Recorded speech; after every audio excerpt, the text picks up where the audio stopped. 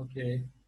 So in today's episode of our coaching and consulting business growth podcast, I'm very pleased and happy to present Prasant Khurana. Am I pronouncing your name correctly? You Yes, are, for the yeah, most people butcher that name. It's Prasant Khurana, correct? yeah. And before presenting you, I would like to ask you, where are you from, your origins? Are you from India or other part of Asia? My family, they're from India. They're from North India, Yeah, but then they emigrated to the U.S. in the 1980s, and I was born in New Jersey. uh, yeah, fantastic. Actually, we may be the same years. How old are you? Maybe Take a 30, guess. I don't want to give it away. How old do I look to you? 36. Let me. 30? Are you serious? No, you're younger. I'm way younger than that. I'm Yeah, not 36. yeah.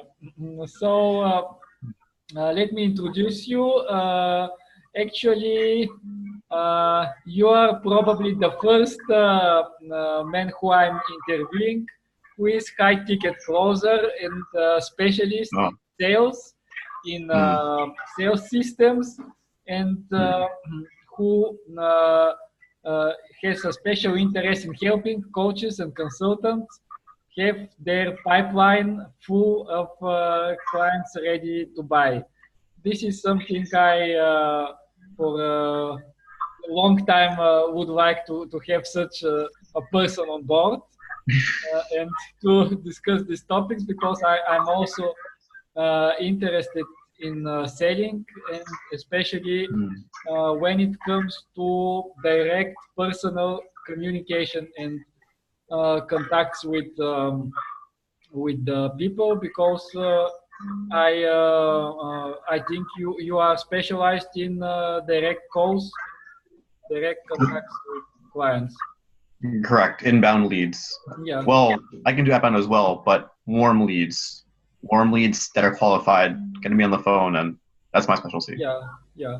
So let me ask you, where did you start your journey into sales, into this direction? I will ask you a lot more questions later, but first, how did you find this area?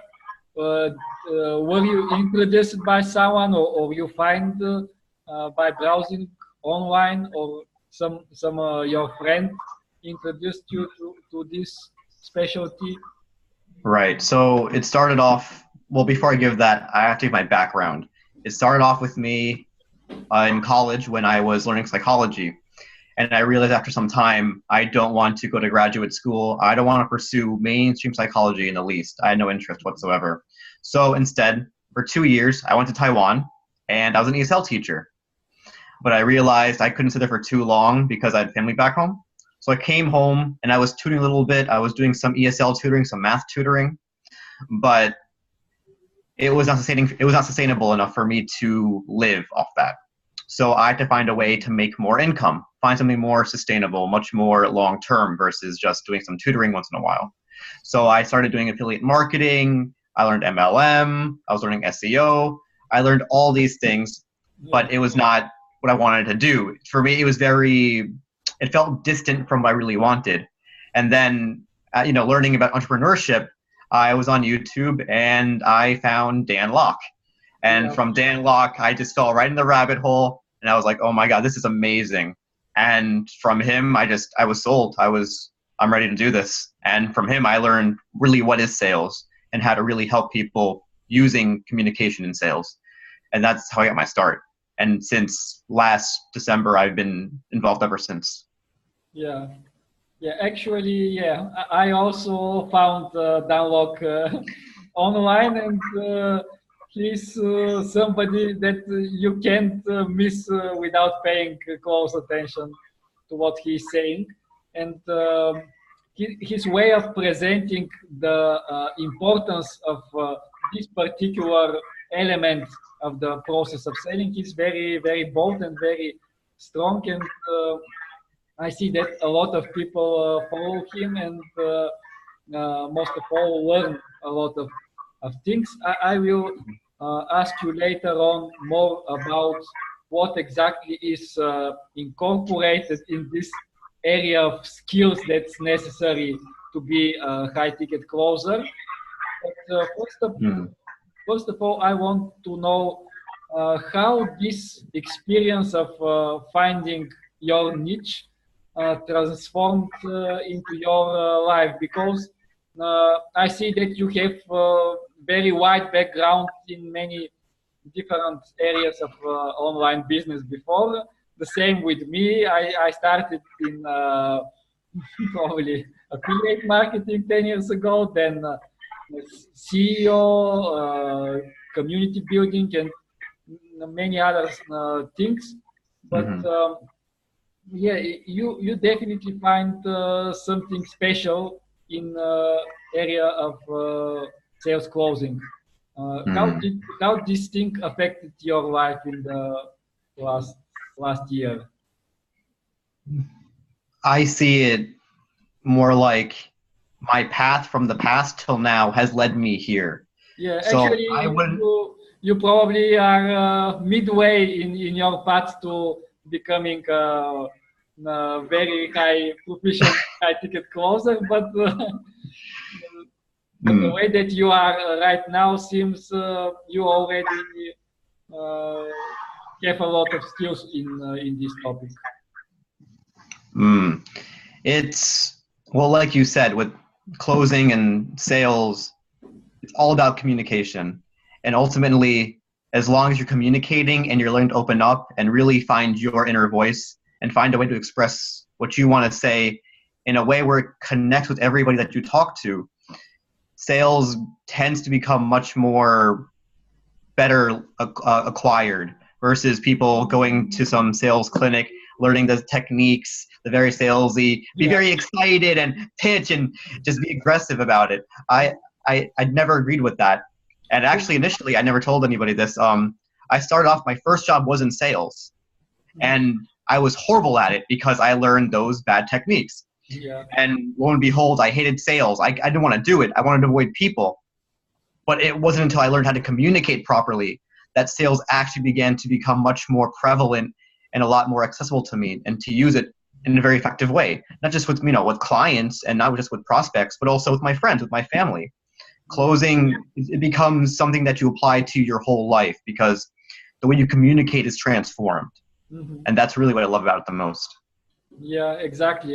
Actually, most people have wrong feelings about sales because they get it totally wrong from the beginning. They believe that sales is something about fake persuasion into the wrong direction. That's totally BS, but many the old school internet marketers, and not only internet, the whole industry of many different industries, they use this wrong approach, and they build this bad attitude towards sales. Actually, what sales into 21st century should be, let's summarize in few words. What should be the most important and effective uh, elements of sales that should be done these days? That's a very big question because it's not just about the sales, it's about the business, right? When you have a business in the 21st century, it should be centered around helping people with a very specific problem. Yeah. And you should want to help people with that. Because what I realized is many people now have a very weird understanding of what business is. They give it a very dirty kind of feeling, like, oh, it's business, it's all about the money, it's all about the wealth and, being rich and everything. But it's not. If you have a business that helps people and you feel obliged to help people with your skill or with your product or whatever it is, I feel if you really believe in what you do, sales will come naturally because you want to help people with their problem. But it comes down to, with sales, how do you get your point across to tell them, this is the problem in your business, this is my solution, maybe if you use this in the right way, it'll help you. That's the approach I take to look at it. Sales isn't about giving people what they don't want. It's about giving people what they need, a chance to fix a problem they have. Yeah, actually, that's why you need better understanding of people's needs, Mm-hmm. workplace that are already aware of the potential you can present to them, and then everything's come very natural in the way that you are talking and persuading, because you know that you fulfill the needs of the people. And if you are I think you will agree that the total radical honesty in sales process make it much more easier and fun. And the way I understand when I understood this thing, actually it was the moment I started to hear of sales communications, because actually it's very difficult when you have inner beliefs that the person won't accept your offer and will be guarded and will try to resist. And that's totally wrong. Probably you don't have a lot of resistance. That's anytime you feel that it's about you, you feel the resistance towards it. Because someone tells you to sell this, you're going to feel that resistance. I don't want to buy it. So when you want to tell somebody else, that same fear manifests. It's reflective entirely, really. How your psychology degree connected and aligned with this sales process? I think these are probably the psychology is the best degree for becoming a salesperson. Well, yeah. So obviously, when people study psychology, they have an interest in people. And what I noticed is that initially, when I studied psychology, my interest was people watching. As in, I wanted to say third party. I did not want to interact with them. I want to see them interact. Mm-hmm. That was my initial take towards psychology. Yeah. Now it's more like I want to be involved in it. I want to see what I can do to directly affect them in what way, and what, in a good way, of course. Yeah. But I realized in school what I wanted as psychology was not taught in school. Yeah, absolutely. The psychology schools mostly focus on understanding somebody emotional and psychological things from perspective and from distance, and probably no classes in direct interaction, influencing, and so on. That's so crucial. And exactly. Yeah, probably that's where the teaching and the studies with Dan Lok came and helped you. So what was the most important thing, or the first thing that you learned from Dan? In order for me to be where I want to be, I have to change my paradigm.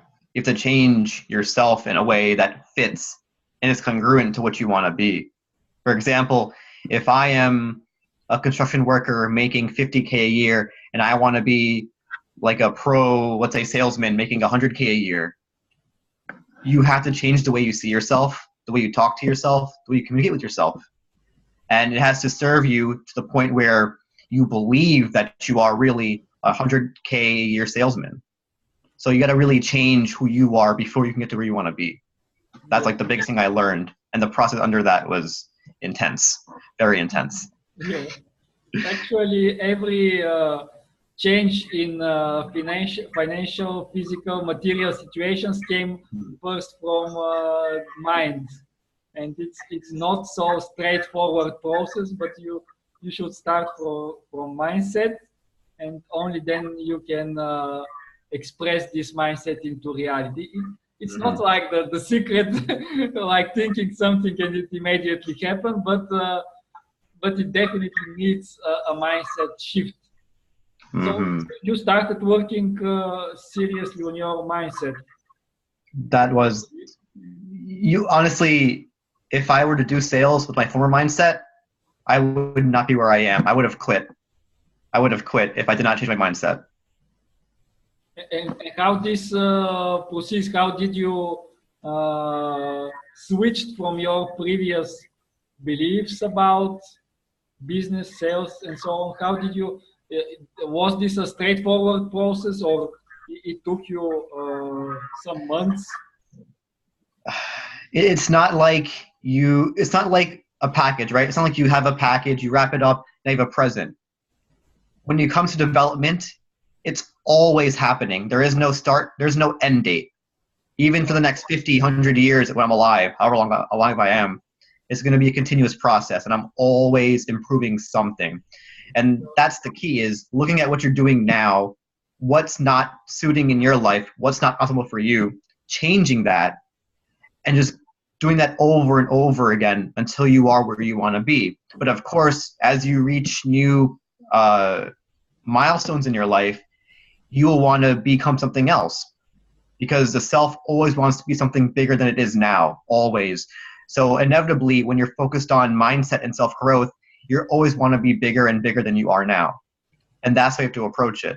So, for example, if I want to be a high-performance salesman, I have to change the way I see myself. So yesterday, I was thinking to myself, it's like the goals you set determine the mindset you have. If somebody wants to just have like $100,000 house and have a nice car and a family, they'll think a certain way. But if somebody wants to make an impact, I want to serve millions of people, I want to save the children, I want to help orphans, I want to help people on the streets, the thinking is so much different. And you have to orient yourself in that direction. Your behaviors, your thoughts, your words, your actions, everything has to be congruent towards that goal. And when I realized that, I began taking that very seriously. And that's what led to my mindset shift. Yeah, and actually you have to have higher targets, because if you have lower target, you will never reach anything beyond this small target. If you want to have a home, then this will be the top of your achievement. And Exactly. definitely you want to fulfill a lifelong journey. And so basically you achieved this mindset shift, and how did you proceed further after you started to gain some confidence in this thing? I'm very interested because I didn't interview before somebody who makes such a dramatic shift from different career into sales, and especially high ticket sales.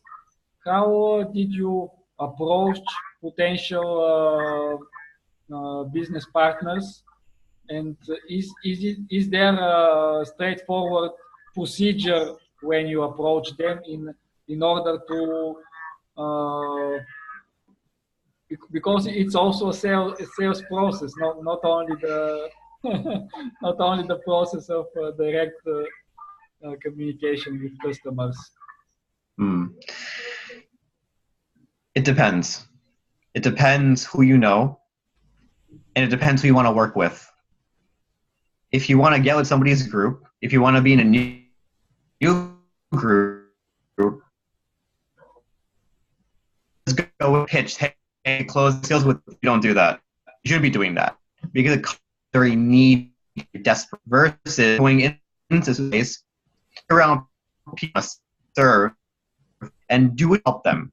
At the end of the day, what we got as high tickets from Dan is you go out to help the people serve, value before you ask for anything, if that. And the mindset, you don't ever go in looking for something, you go in there trying to help others as best as you can by making connections, sharing information, sharing videos, offering questions to provide insight. And that's really how you do it. When people can see your worth, they're more likely to come to you versus you saying, hey, do you need help? I can do this for you, like with your service. It's a cold pitch. It doesn't now, especially now with the 21st century business model, doesn't work. Mm-hmm. So basically that's something I'm also a big proponent of. It's building connections on a deeper level with as many people which are in your field of interest as you can. Mm-hmm. Very few people can succeed to work so intensely to to make these connections in mass scale. But if you have these connections, it can definitely make a change to your business. So you have similar experience. So basically, you also probably think of building your own brand, because having your own personality branded and presented in front of people helps a lot. So do you have some thinking about these directions to have your own branding and to have something that other people can see you, and then they can better know exactly You said have your. Yep.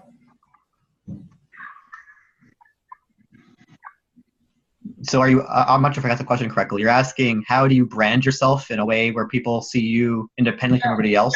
Yeah, exactly. How did you try to brand yourself in a way that you will be distinguished by anybody else? Because you know today it's very easy to find people in your niche, and at some point you are surrounded with a lot of people who are doing very similar things. So you have to be differentiated.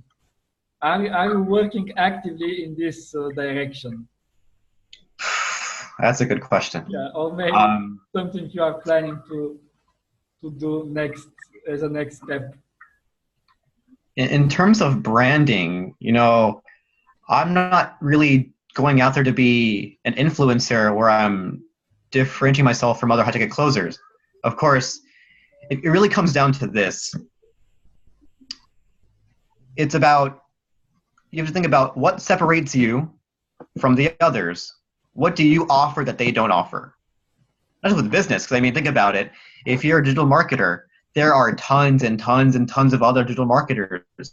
Yeah. The question is, what do you do differently that they don't do? Yeah. That's the matter when you think about it. What can you offer that others can't offer? What makes you unique? In my case, I mean, to be honest, I don't know what makes you unique in comparison to the other closers, because they're so talented. They're really good. But in my case, I would say what makes me different from other closers, I think what you're asking is, I've made it to the point that the way I talk is very similar to the way I close. And the way I close is almost the same as the way I talk. Yeah. So no matter who I am, whether it be on the phone or with my mom or with my brothers or with my friends or my partner or whoever it is, I carry the same integrity when I talk. Yeah. I guess that's the best way I can put it.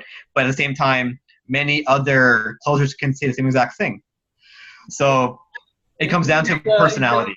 It's actually very niche specialty. So it's not, at the moment, it's not necessarily to be highly distinguished from other closers. But my belief is that it helps. And I also watched these videos by Dan Lok who say that it's not necessarily needed to be an influencer in order to have a high closing rate and have success with this model. And from his point of view, this is the best possible way to start doing a business from scratch, because you have higher margin rates and higher capability of building a profit, because in the other cases when you are the influencer, actually you have a lot of cost in acquiring warm leads from the totally cold audience you can reach initially. So this is totally separated field. So do you believe that high ticket closing can be perceived as some kind of arbitrage between lead generation and sales? Probably it's a little bit not very well specified question, but you know, in marketing there is such thing. You can buy influencer traffic and then package and sell to other clients. So this is kind of arbitrage. The same can be said about high ticket closing. You have people in need to convert their warm leads, and Mm. at the same time there are people who can bring their skills. What is your perception about the current state of this market? Is it a major market? Is it just starting? Do people really understand the need of high ticket closer? Because most of the coaches and consultants which I work with Mm. still don't understand the need of high ticket closer for them, because they still believe if they have warm leads, it will be enough and they will be able to do it alone on their own. They believe it's the easiest part to close the sale. And what do you think? Do you have similar objections from coaches, consultants, which you try to work with? Of course. People still think, they think, oh, I made a warm lead. I can close it easy. Okay, sure, go do it. Yeah. I mean, that's simply the thing, though, is it really depends on the person. If they want to close their own leads, by all means, close your own leads. But if you notice that you're spending all this money on leads and you find out that your closing rate isn't so good, or maybe the income you're making is not proportional to what you want it to be, maybe you're losing money as a result of having a very low close rate, then chances are it's not really about the leads, it's your ability to close. So I would ask you then, I mean, do you want to continue doing it your way? Or do you want to hire a specialist who knows how to talk to prospects in a certain way and make money for your business? I mean, it's really that simple. If you feel you can do it, then do it. I mean, if it's easy, why aren't you already doing it? I mean, that's as simple as that. Yeah, of course, it's actually a simple deal where if the people really have a lot of warm leads, they know the numbers and they know what can be achieved by themselves. There is another problem which I still believe it's very crucial, and people like you have to deal with it. If you are a closer for somebody else, how did you immerse and to learn exactly what the product is to be a better closer than the person who is the owner of this thing? Because there is no better person who knows exactly the inside things, but somehow you have to be better than the coach or consultant. How did you Better. how did you What do work you mean this better? out? I don't think about being better. I think it's just being understanding of their business. If you know how they're running their business and you know how the leads are coming in, you know what they're offering, if you know their business well enough, I mean, I don't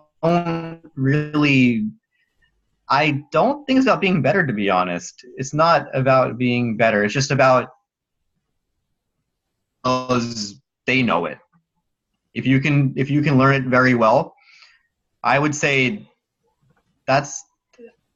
I don't know how to answer better. I mean, I don't think there is a better in this. It's just Yeah, amount of awareness. yeah. Actually, yeah, awareness and understanding of the gap between the client's needs and Mm.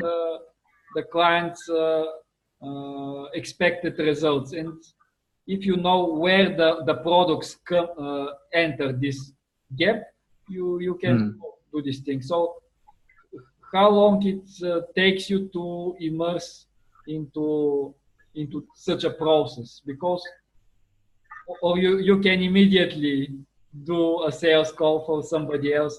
You started working.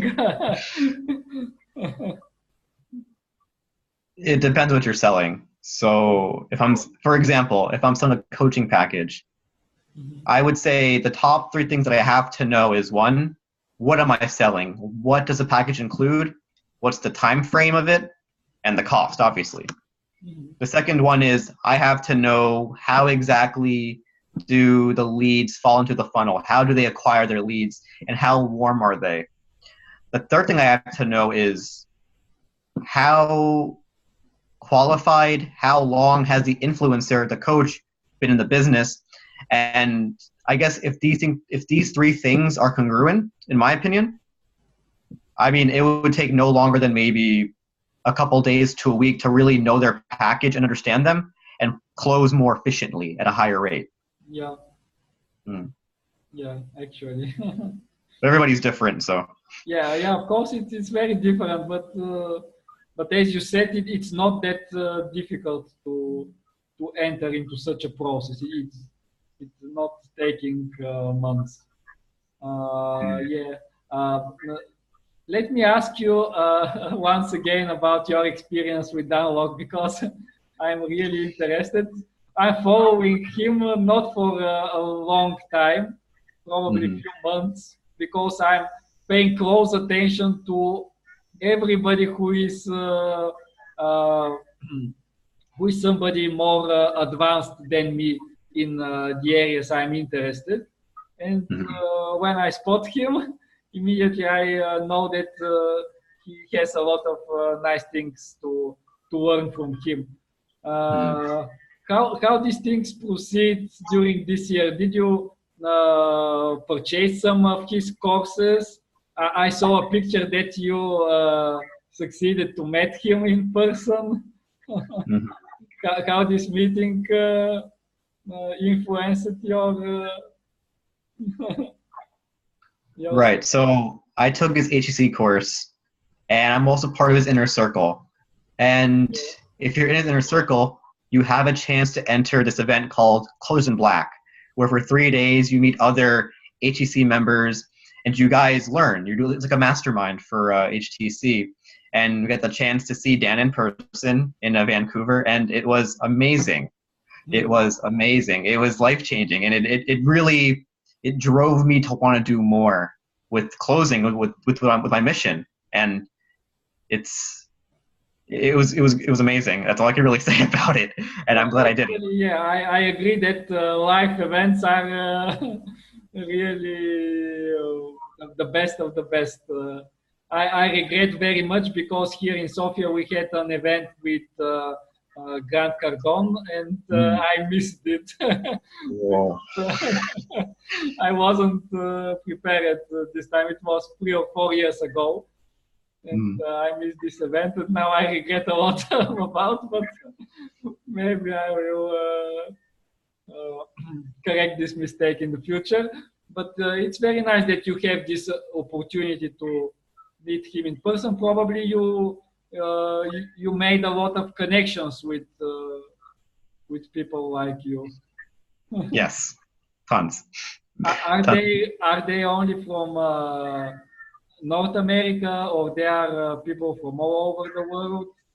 I've met people from China, from Taiwan, from India, from all over Europe, the UK, Germany, all over the world. People are there, and so it makes it that much more fun, that much more interesting, and that much more just profound.